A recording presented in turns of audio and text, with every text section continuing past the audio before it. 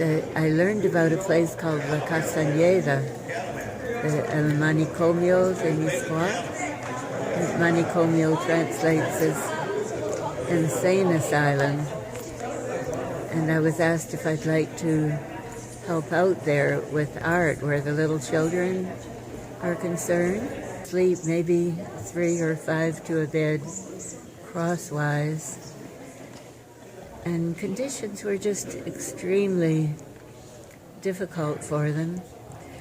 But they just expressed so much love. And I was so amazed how they could work with just very basic art materials, the paper and I'd bring along paints and crayons and I think pastels, and we often didn't have tables even to work on. We'd sometimes just work on the floors. Children managed to create some of the most evocative art just from what little they could see around them. I was very puzzled.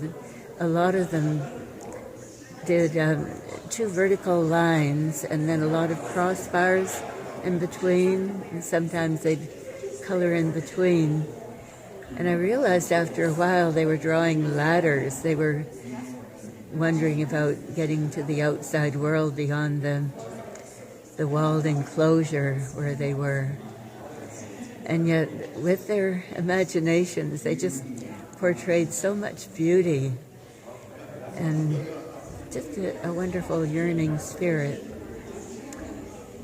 And after a couple of years, I was in contact with the Mexican North American Institute, and they said they'd like to have an art exhibit of the children's work. So I spent, it feels like weeks, cutting out mats, colorful mats to frame the children's work in just a very basic way. And it was mounted on the walls of the Institute. And I was so delighted. Art critics from the Mexican city, the main newspapers, turned up, and the children were described as little Picassos.